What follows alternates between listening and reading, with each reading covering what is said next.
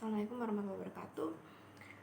Jadi tema kita hari ini adalah tentang kategori karya fotografi, di mana saya akan menggolongkan macam-macam karya fotografi berdasarkan tujuan pemotretan dan objeknya. Kita kan tahu macam-macam ya, kayak ada fotografi still life, ada food fotografi, ada fotografi arsitektur, jurnalistik, sport, dan segala macam. Nah, kali ini kita akan membedah mereka itu sebenarnya masuk ke kategori mana sih? Yang pertama-tama saya bakal ngejelasin tentang intronya dulu atau pendahuluan. Jadi dari masa ke masa, awalnya fotografer dan orang awam itu ngebeda-bedain karya fotografi berdasarkan objek atau benda yang difoto. Atau juga bisa dikategorikan berdasarkan form atau bentuk dari benda-benda itu. Kayak misalnya still life fotografi gitu, berarti untuk benda-benda mati. Foto makro itu untuk hewan-hewan kecil dan segala macamnya. Tetapi dalam perkembangannya, terutama di bidang DKV, foto sebagai salah satu media komunikasi visual itu dirasa perlu membuat suatu kategori baru yang dapat mengakomodasi setiap jenis foto yang ada atau yang dibuat. Jadi kategori yang awalnya ada itu juga harus mencakup seluruh jenis fotografi dari mulai foto seni, non seni, foto dokumentasi, selfie, foto keluarga, bahkan foto-foto yang dipamerkan di museum atau galeri. Karena beberapa foto itu udah nggak fits atau nggak matching ke dalam satu kategori ke kategori lainnya, jadi dibikinlah si kategori baru ini. Penggolongan suatu foto ke dalam suatu kategori itu diperlukan banget untuk interpretasi awal atau pemaknaan awal itu foto untuk apa. Kemudian kedudukan foto dalam suatu kategori itu sangat penting untuk membaca atau menginterpretasi foto tersebut lebih lanjut sesuai dengan konteksnya. Kayak misalnya ketika kita mempunyai kategori jenis foto kemanusiaan, kayak foto-foto perang, foto-foto kelaparan, rasanya kurang fit jika kita hanya mengaitkan dia ke dalam objek. Kalau misalnya kita mengaitkan dia sebagai objek, berarti dia masuknya harusnya ke fotografi jurnalistik atau fotografi human interest. Tapi konteksnya ternyata nggak sesederhana itu. Kategori yang akan saya bahas ini diklasifikasikan berdasarkan pada bagaimana suatu karya foto dibuat dan apa fungsinya. Jadi menurut Barrett yang saya ambil itu bukunya Barrett tahun 2000 halaman 54. Dia ini menggolongkan kategori foto berdasarkan 6 kriteria.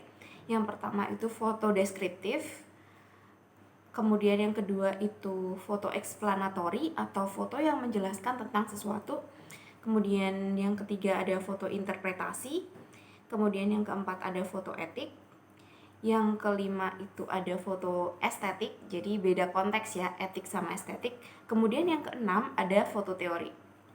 Mungkin di awal kita bakal bingung ketika kita belum terlalu paham konteks dari suatu foto, kemudian kita harus menggabungkannya, masukin ke dalam laci-laci kategorinya si Barrett tadi.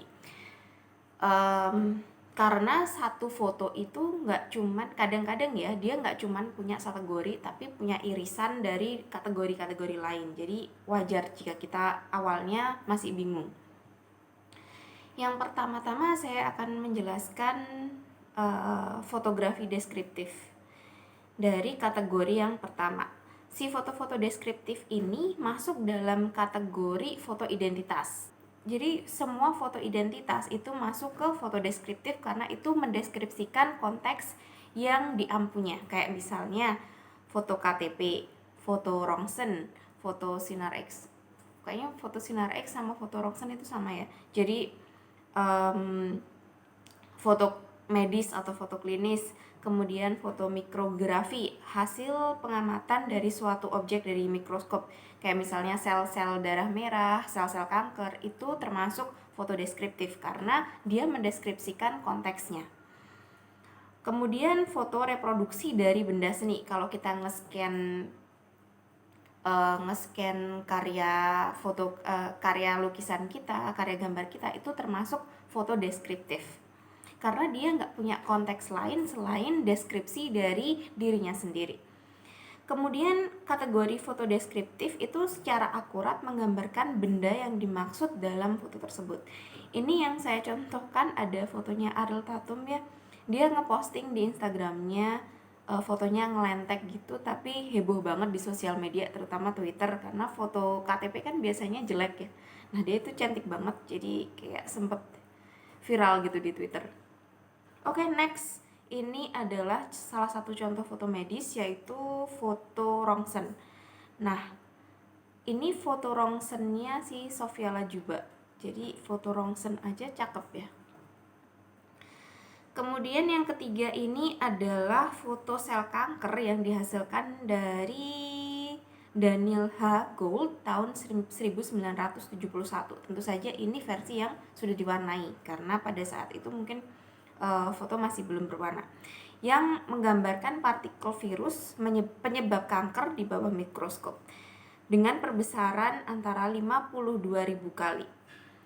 Foto tersebut memungkinkan dokter melakukan studi atas mekanisme pembentukan penyakit kanker dan menemukan terapi atau pencegahan yang tepat atas penyakit tersebut.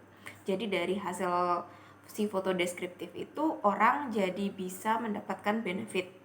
Kayak misalnya foto KTP itu menjelaskan bagaimana rupa kita. Kemudian si foto kanker, si foto rongsen itu bisa menjelaskan ada nggak kelainan yang kita alami, kayak misalnya ada kelainan keretakan tulang atau segala macam. Kemudian yang kedua, kategori yang kedua itu adalah explanatory photographs atau foto yang menjelaskan tentang sesuatu. Foto jenis ini memiliki sifat menjelaskan suatu fenomena atau kejadian yang menjadi bukti visual dari suatu teori ilmiah, baik ilmu fisik maupun ilmu sosial. Ilmu fisik ini dimaksud adalah kimia, fisika, dan segala macam. Kemudian ilmu sosial yang dibahas itu adalah tentang antropologi. Jadi foto-foto yang termaksud dalam explanatory photographs itu adalah foto-foto yang bisa di atau dipelajari lebih lanjut oleh bidang keilmuan lain. Foto-foto yang termasuk dalam kategori ini biasanya menunjukkan tempat dan waktu yang spesifik yang menjadi bukti visual sehingga dia bisa dilacak kebenarannya. Termasuk di dalamnya itu foto jurnalistik. Jadi foto jurnalistik itu ketika dia ada, kita bisa menelaah, kita bisa melakukan studi gitu. Kayak misalnya foto perang atau foto yang 212 kemarin, foto hari buruh, foto demo Omnibus Law dan segala macam. Ketika foto itu ada, kita bisa melakukan studi lebih lanjut. Kayak misalnya apa peristiwa yang melatar belakangi kejadian itu. Untuk dapat masuk ke dalam kategori ini, si foto itu harus bisa menunjukkan penjelasan visual yang dapat diverifikasi dalam ilmu-ilmu tertentu, kayak misalnya ilmu antropologi, sosiologi, ilmu fisika, kimia, oleh seorang pakar dalam keilmuan tersebut. Contohnya adalah foto berikut ini. Ini adalah karya Harold Edgerton tentang bohlam dan buah apel yang pecah ditembus oleh peluru dan menunjukkan sifat lintasan proyektil ketika ditembakkan. Jadi dari hasil foto ini kemudian foto ini dijadikan rujukan untuk keilmuan fisika dan kimia. Foto seperti ini dapat diverifikasi oleh ahli fisika bahwa proyektil peluru itu memiliki kecepatan 15.000 mil per jam, dan ketika menembus suatu benda keras, peluru dapat pecah menjadi fragmen-fragmen. Kemudian contoh selanjutnya adalah foto tahun 1973 milik Bill Owens yang mendokumentasikan kehidupan orang Amerika yang tinggal di pinggir kota atau suburban, terutama di kota California ya.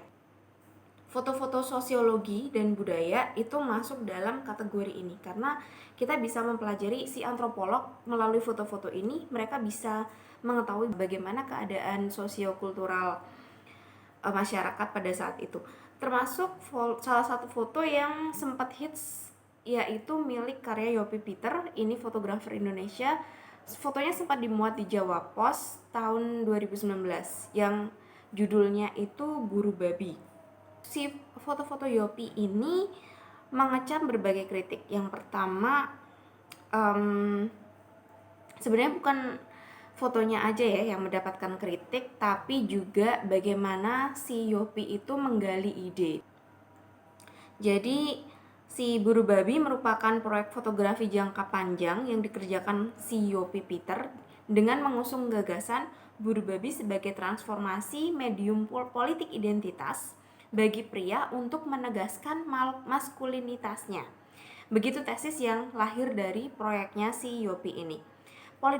Politik identitas bagi pria yang ditunjuk dalam foto-foto Yopi itu adalah lelaki Minangkabau di Sumatera Barat yang kata Yopi berada dalam dominasi matrilineal sehingga mereka harus berburu demi menegaskan kemaskulinitasnya mereka. Oke, saya bakal ngebahas karena saya paham ya. Kalau foto yang suburban tadi karena dia referensinya dari tahun yang lama, jadi saya kurang memahami. Namun saya bisa menjelaskan tentang konteksnya si foto Buru Babi ini. Yang pertama, dia viral karena dia dipublikasikan di Jawa Pos menggunakan bahasa Inggris dengan tujuan target audience internasional. Jadi si foto ini awalnya benar-benar gaining attention, terutama tentang foto antropologi. Jarang kan orang fotografer itu benar-benar riset tentang kasus antropologi dan bisa ngebedah sedetail itu. Kemudian orang-orang selain karena tertarik temanya, orang-orang ini baik dari sosiolog maupun fotografer itu mereka berusaha ngulik apa sih pendekatan yang dipakai si Yopi ini sehingga karyanya bisa lahir sekeren itu gitu.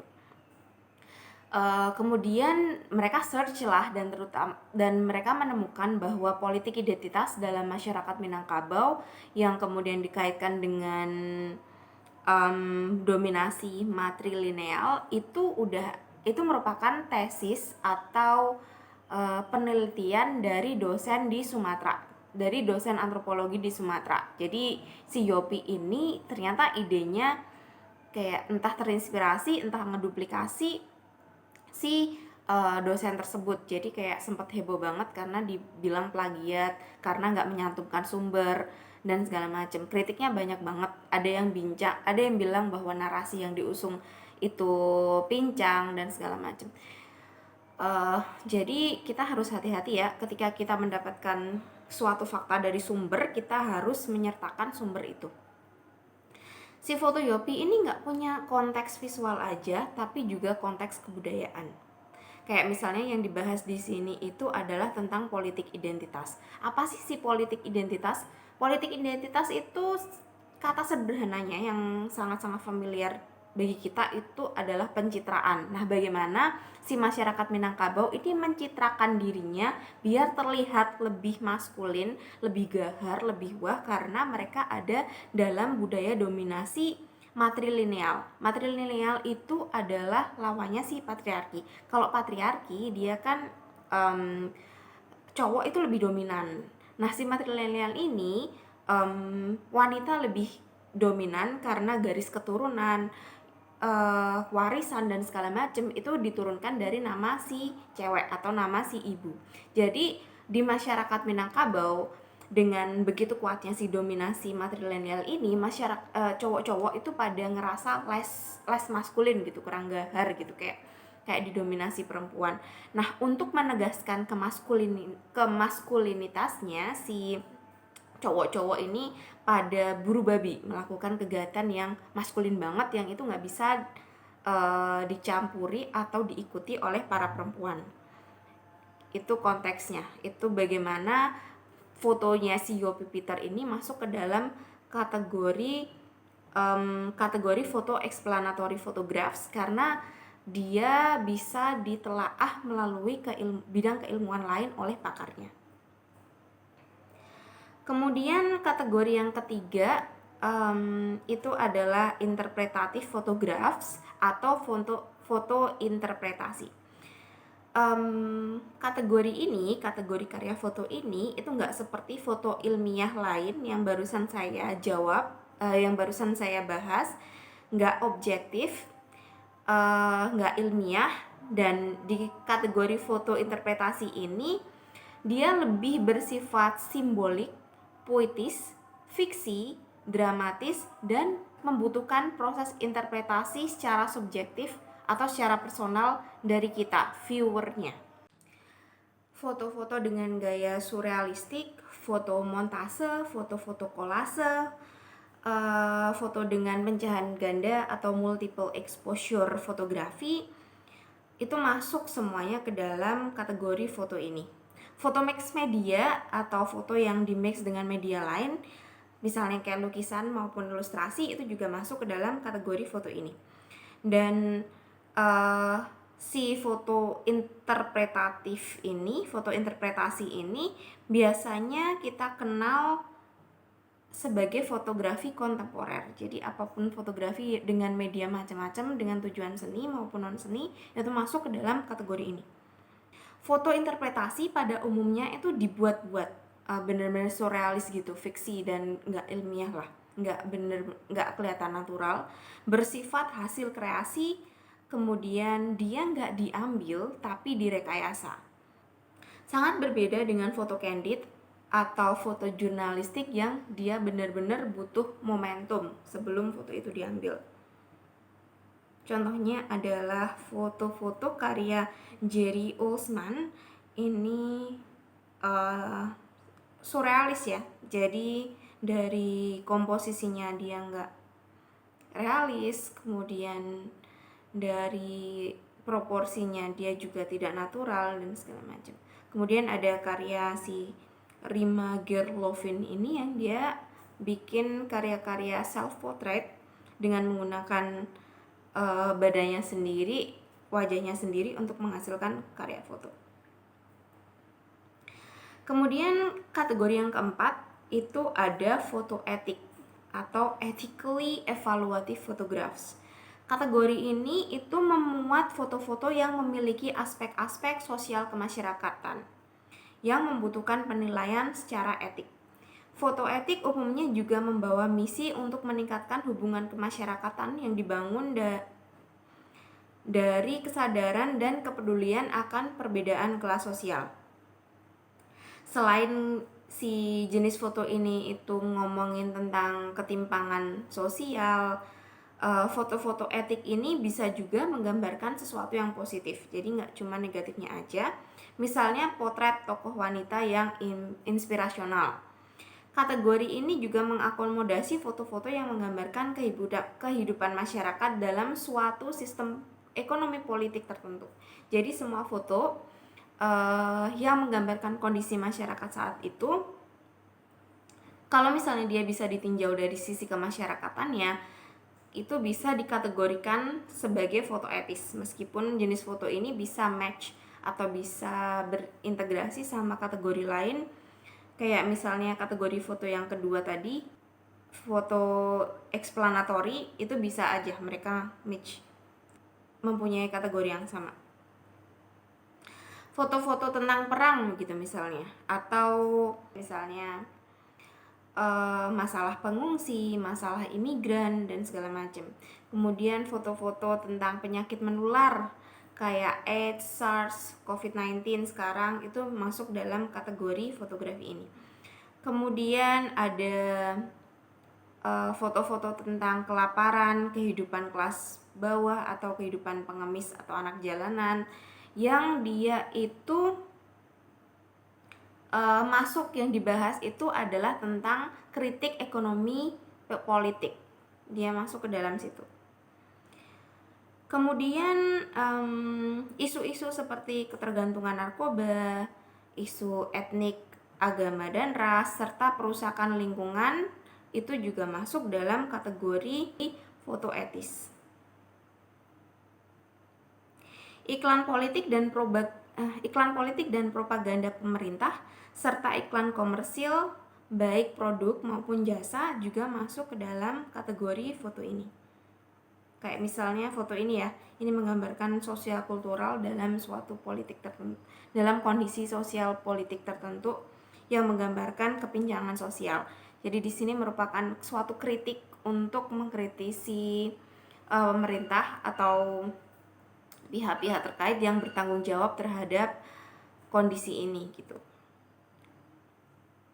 Ini contoh yang lainnya, foto perang. Ini foto yang ikonik dari foto Vietnam. Jadi banyak banget ya foto-fotonya, termasuk foto-foto corona, kemudian bagaimana PSBB di Surabaya kemarin, itu termasuk fotografi etis karena bisa mengusung kritik terhadap pemerintah, kritik terhadap kondisi sosial ekonomi saat itu. Lalu kategori yang kelima itu ada foto estetis atau aesthetically evaluative photographs. Kalau yang sebelumnya itu ngomong ethical, yang kali ini kategori ini itu ngomongin segala sesuatu yang estetis atau yang indah dipandang mata. Kategori ini mencakup karya foto yang biasanya kita sebut sebagai foto seni, yaitu foto-foto yang memerlukan tinjauan atau kontemplasi estetis. Foto-foto ini adalah kategori foto tentang benda sebagai objek estetik yang difoto dengan cara estetik pula. Selebgram pasti sangat masuk ke dalam kategori ini ya, karena install story-nya aja estetis, feed-nya dibikin estetis dan segala macam. Dibandingkan dengan kategori lainnya, si foto estetis ini lebih mengeksplorasi bentuk dari benda itu atau form dan medium daripada objeknya, daripada konteks foto itu diambil. Kayak misalnya foto OOTD gitu. Apa konteksnya? Ya nggak ada, ya dia pengen aja show off bajunya, dia pengen aja fashion show dan segala macam. Jadi foto-foto itu yang dieksplorasi adalah bentuk-bentuk yang indah, tapi sebenarnya dia nggak bisa dan sebenarnya ya udah sedangkal itu. Umumnya foto-foto nude atau foto-foto tentang studi bentuk tubuh manusia, foto-foto landscape, foto gabungan antara bangunan dengan alam, kemudian foto kota, night fotografi, foto jalanan atau street, foto mozaik, foto eksperimental. Itu semuanya masuk ke dalam kategori ini as long as dia benar-benar mengeksplorasi keindahan dari visual, entah itu pencahayaan, entah itu bentuk dan segala macam. Itu masuk dalam kategori foto estetis. Contohnya adalah foto landscape yang ini punyanya si Ansel Adams. Ini diambil udah lama banget, sekitar awal atau akhir tahun 1900-an. Kemudian ada foto jalanan mirip punyanya si Henry Cartier-Bresson. Kemudian ada fotonya si Richard Minsart. Jadi sebenarnya foto-foto ini nggak mempunyai konteks selain fit yang estetis gitu. Jadi dia nggak punya kedalaman makna, dia nggak bisa dianalisis oleh pakar-pakar, tapi dia ya udah cakep aja. Foto-foto ringan seperti ini gampang banget dikonsumsi karena ya udah ringan, kita nggak butuh sesuatu yang berat, kita nggak butuh mikir all the time, dan pada dasarnya kita itu makhluk visual yang suka banget sesuatu yang indah. Dan foto-foto estetis jenis karya foto ini itu sangat laku di media sosial kayak misalnya Instagram, TikTok dan segala macam. Foto mozaik juga masuk kategori foto ini. Kemudian foto multiple exposure, yaitu kita ngejepret dalam film yang sama. Istilahnya itu kalau misalnya dulu masih pakai kamera itu masih pakai yang analog, satu klise biasanya kita ngefoto kan, kemudian satu klise kita jepret, kita bakal geser ke klise berikutnya biar si fotonya itu jadi. Nah, dia itu ngejepret berkali-kali ke dalam klise yang sama. Dengan kata lain, ibaratnya Photoshop, kita ngemultiply beberapa layer. Jadi hasil fotonya itu akan jadi bertumpuk. Itu multiple exposure photographs. Kemudian kategori selanjutnya adalah foto teori atau theoretical photographs. Nah, kategori ini itu saya sih nganggapnya kategori ini sangat rumit, karena untuk memasukin suatu foto ke dalam kategori ini kita harus paham apa yang melatar belakangnya. Kategori ini mencakup tentang fotografi seni dan bagaimana pembuatan suatu karya seni. Dia juga bisa ngebahas tentang politik seni atau foto tentang dokumentasi film, foto model representatif, dan foto teori-teori tentang fotografi. Foto teori pada dasarnya ini dapat berupa kritik seni atau kritik fotografi secara visual yang menggunakan media foto sebagai pengganti kata-kata. Foto jenis ini biasanya menjadi semacam reproduksi dari suatu karya seni. Apa yang kita kenal sebagai seni konseptual dalam fotografi itu masuk dalam kategori ini. Memang tidak mudah memasukkan suatu foto ke dalam kategori di atas karena ngerti aja enggak gitu loh.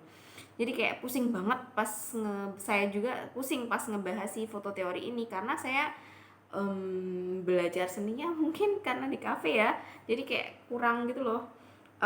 Ketika kita ngomongin kritik seni, kita nggak bener-bener paham, sejujurnya nggak bener-bener paham bagaimana sih kritik seni atau segala sesuatu tentang seni, itu agak blind. Suatu foto itu bisa aja dalam interseksi dua kategori, jadi nggak cuman punya satu kategori, tapi juga bisa masuk ke kategori lainnya. Dalam penginterpretasian awal itu diperlukan pemahaman tentang apa isi atau apa konteks dari foto ini. Maksudnya apaan sih? Sebagai argumen dasar pengkategorian. Kalau kita udah paham ini foto maksudnya apa yang melatar belakangnya, kita bisa memasukkan dia ke dalam foto estetik, foto teori atau kategori-kategori yang lain. Bagaimanapun juga hal ini membuka argumen balik dan memberi ruang untuk diskusi lebih lanjut tentang interpretasi yang lebih kontekstual. Jadi bisa aja kita ngerasa benar tapi ternyata pengkategorian kita bagi orang lain itu salah. Jadi sangat mungkin untuk membuka ruang diskusi. Contohnya adalah foto ini, kemudian foto yang lain. Jadi dia butuh diinterpretasikan, kemudian dia ada kritik seni di dalamnya dan segala macam. Oke, itu adalah 6 kategori karya fotografi. Jadi kalau bisa disimpulkan, kesimpulannya karya fotografi berdasarkan konteksnya, bukan berdasarkan form aja ya. Berdasarkan konteksnya itu ada 6. Yang pertama itu foto deskriptif atau foto yang mendeskripsikan apa yang terkandung di dalamnya, kayak misalnya foto KTP, foto rongsen. Kemudian kategori kedua, foto yang menjelaskan tentang sesuatu atau explanatory photographs. Jadi foto explanatory ini dia menjelaskan suatu fenomena atau kejadian yang mempunyai bukti ilmiah sehingga bisa ditelaah oleh pakar keilmuan. Kemudian yang ketiga ada foto interpretasi, suatu kategori karya fotografi yang dia membutuhkan interpretasi untuk mengetahui makna dalam foto itu. Kemudian ada foto etik atau ethically evaluative photographs, yaitu foto-foto yang mempunyai kode etik. Jadi kayak nilai sisi kemanusiaan, kritik terhadap pemerintah, ketimpangan sosial, dan segala macam. Kemudian ada foto estetis atau foto konten Instagram yang dia nggak terlalu punya konteks, tapi visually estetik gitu, indah banget buat dilihat. Kemudian ada foto teori, foto yang kategori apapun yang tentang kritik seni yang pokoknya kita bingung aja nggak paham, oke masukin ke foto teori. Itu adalah rangkuman untuk pertemuan kita kali ini. Kemudian next ini ada tugasnya ini lumayan bikin kalian jalan-jalan gak di rumah aja, karena semua orang pada keluar sih, tapi kalian tolong tetap jaga protokol kesehatan ya. Tugas kelima ini adalah kalian bisa milih satu dari 2 kategori ini. Yang pertama itu street photography dan yang kedua adalah foto etik. Jadi ini 2 kategori. Yang pertama masuk foto estetis, yaitu si street photography. Kemudian yang kedua itu ada foto etik atau kondisi sosial kultural, karena ini sangat sesuai sama konteks kita, konteks masa pandemi. Jadi kapan lagi gitu kita punya dokumentasi tentang kondisi saat ini. Deadline-nya itu Jumat pukul 21.00. Jadi kalian masih ada waktu seminggu lebih untuk ngerjain tugas ini. Kolektif dalam Google Drive seperti biasa di dalam link dan folder tugas kalian. Kalian boleh ngumpulin lebih dari satu. Ini maksudnya satu itu minimal, tapi kalian boleh ngumpulin lebih dari satu. Kemudian kalian boleh ngumpulin dalam bentuk warna atau black and white, dan kalian boleh ngedit. Contoh foto estetis dalam bentuk street photography, ini contohnya karya fotografer Jun Yamamoto yang dia mengcapture the magic of Japan streets at night. Jadi jalanan di Jepang ketika malam hari. Dia sengaja mengeksplorasi jalanan ketika malam hari karena pas malam itu semua cahaya-cahaya neon itu bakal pop up gitu. Dan si foto itu kelihatan surrealis, si city atau si kota itu nggak kelihatan kayak dia pas siang, kayak bener-bener punya soulnya sendiri pas malam. Ini salah satu contoh karyanya. Jadi menggabungkan low speed fotografi dan night photography. Kalau yang ini pakai panning ya. Kemudian kategori yang kedua adalah foto etik, berupa foto dokumentasi tentang wabah atau kritik kemanusiaan juga boleh. Nah, ini adalah contoh karya foto milik kakak kelas kalian dari 2018 DKV. Jadi ini adalah foto yang mengkritisi tentang anak-anak terlantar dan fakir miskin, di mana ada Undang-Undang Dasar 1945 pasal 34 ayat 1 yang menyatakan bahwa fakir miskin dan anak-anak terlantar itu seharusnya dipelihara oleh negara. Dia berusaha mengkritisi si pasal ini gitu, lewat foto-fotonya yang kuat.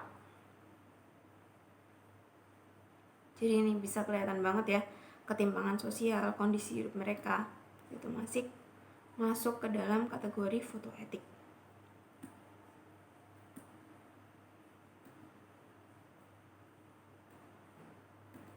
Oke, terima kasih. Sampai jumpa di pertemuan selanjutnya.